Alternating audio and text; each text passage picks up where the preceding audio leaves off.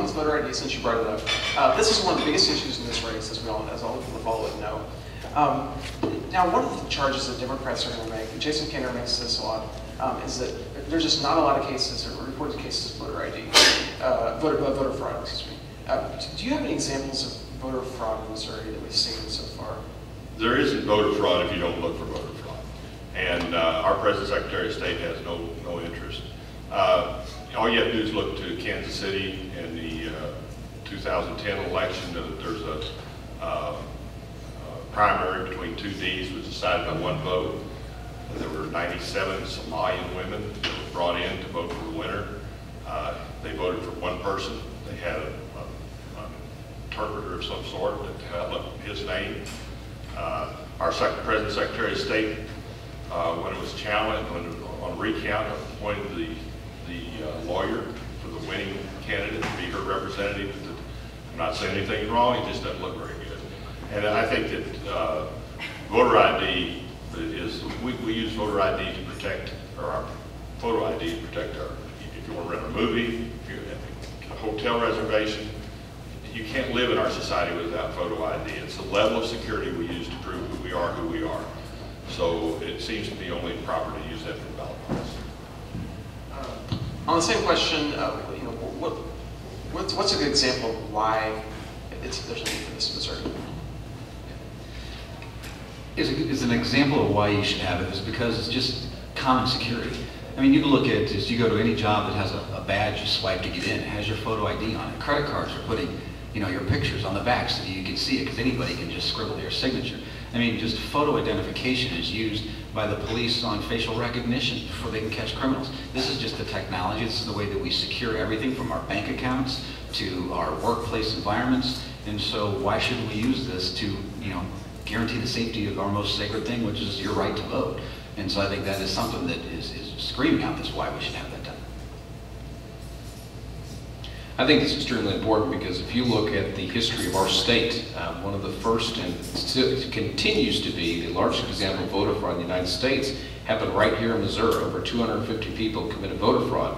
Our state at that time, 2 years later, decided to implement voter registration. And I contend that if we'd had a photo ID at that time where the average person had it, that you would have had photo ID as a part of that voter registration at that time. So we have to continually be on the front end of technology, and we know that people continually are trying to steal elections. Matter of fact, not just when you show up to vote, but in the absentee balloting process. That's why I've moving forward actually having to have a photo ID when you send back in your absentee ballot along with your signature to make sure we're protecting those folks who send in an absentee ballot, because in a state like Indiana, where they have photo ID at polls, they've actually now trying to commit fraud on the absentee ballots. And so we have to be vigilant to make sure that we protect every single voter when they show up to vote, to make sure your identity is not stolen. It's important in every aspect of your life, and it's no less important when you show up to vote.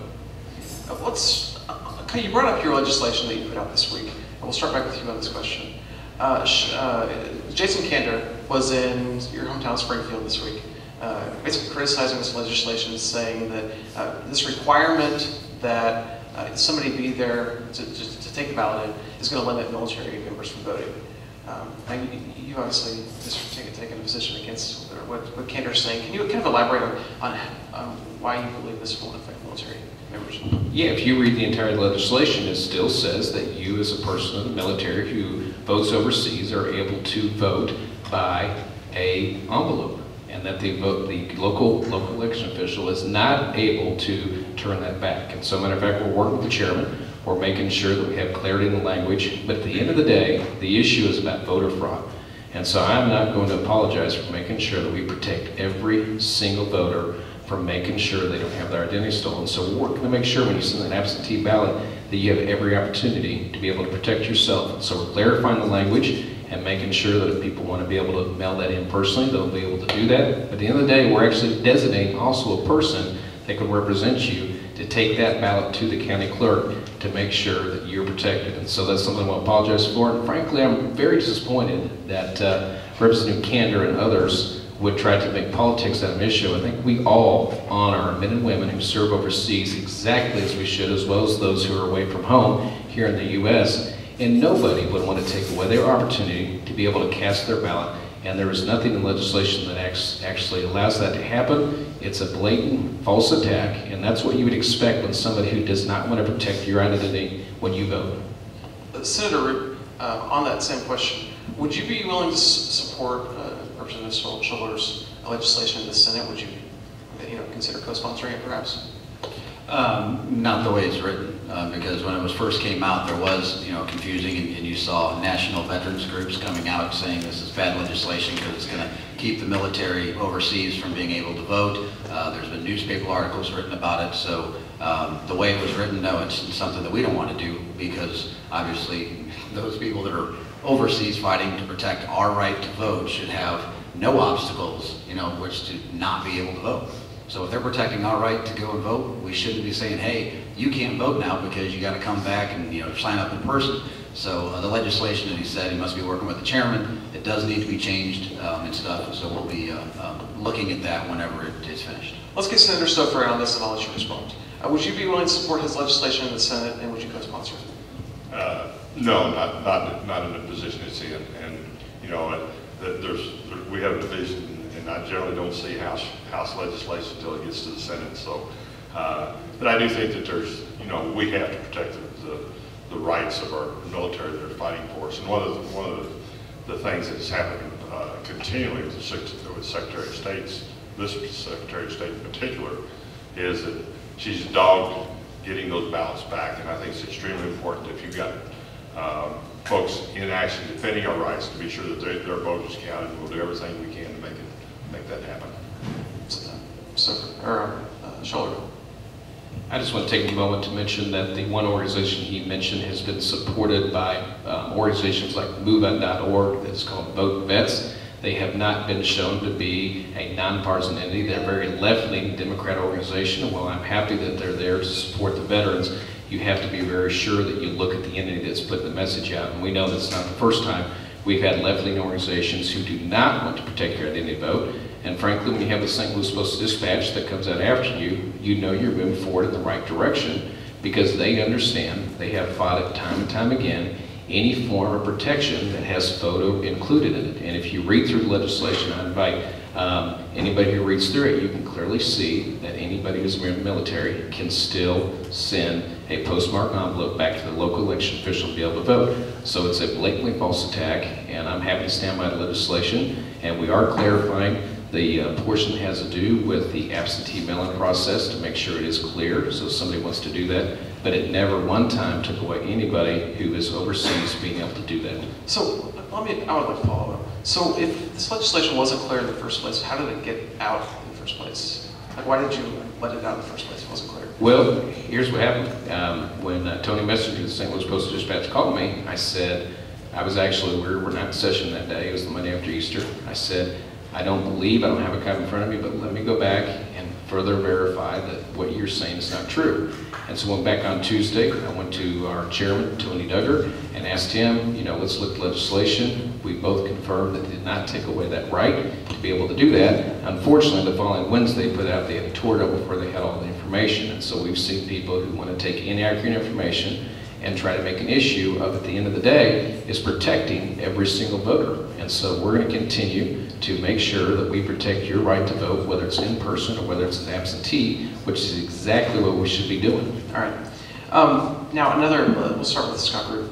Another one of the questions that Democrats like to throw, one of you guys will be facing these guys in November, is it cost effective to be paying for voter ID whenever Democrats say this widespread of fraud? Is it cost effective to spend money on providing these voter IDs? Oh, of course it is. I mean, you should spend any amount of money to protect your sanctity of your right to vote. You don't want your vote to be canceled out. So to me, the fiscal impact shouldn't even be an issue.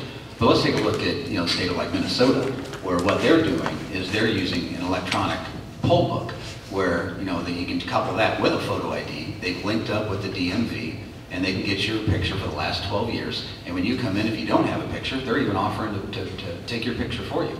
And the cost on that, according to their state, is only $200,000. So you can use your photo ID and then an electronic poll book. Both of those would be fantastic So you can actually have everybody that comes in and say, I don't have my photo ID, but here I have all my documentation. They can pull it up from the DMV. Technology does it. Like if you go to work, here's your ID badge, everything works, and you can use that, and the minimal cost on that is just $200,000 according to that state, and that is a Democrat Secretary of State that is doing that. Senator Stouffer, is it cost effective to be spending money providing these IDs for people who can't afford them? Part of it is the fact that the number that don't have photo IDs or government issued IDs is grossly exaggerated. It amazes me how good the Ds are at staying on talking points. I happened to see a committee meeting in Georgia, and they used exactly, it was the same as the committees I've heard for the last, since 2005 when we first started this. 240,000 people don't have photo IDs. You know, we're trying to restrict people from voting. You don't do this, you don't do that. I got, last year, when I had my photo ID bill before the Senate, I asked for files from the Secretary of State's office. And I picked out 3 precincts that I knew. And this is not scientific, but I don't see why it would be pretty close, because they're somewhat random. And we could, just in the office, in 10 minutes, we could explain 93% of the differences. Part of it was people used nicknames. It was Mrs. Ralph Jones. It was the middle name initial or the middle name was spelled out. You could sit there in a very short period of time and explain 93% of them. Now in Georgia, they had a real secretary, I mean, had a real attorney general, and he used his resources, and he was able to explain 97.5% of those. So you're only talking about a very small number of people, and if they don't have a photo ID, then we need to help them get into our society and help them get that photo ID. I mean, I don't see how you function in our society without it. Shane Schulter, did you want to weigh on this one as well? Well, I think it's very important that it's adequate to understand that somebody may be properly registered, but they didn't have the opportunity to be able to get their photo ID, or they happen to forget it the day they show up to vote. And so actually, the plan I support, which I went forward with, says that one, you can get a ballot that allows you to be able to vote that says you don't have a photo ID, but you're able to sign your signature, and the local election official then takes that and does verify that you are who you say you are. And let's say, for instance, you forgot it, and you have the opportunity to be able to go home and get it, you'd be able to go ahead and fill out your ballot, and then you just show back up to your local election official within the next 3 days to verify you are who you say you are.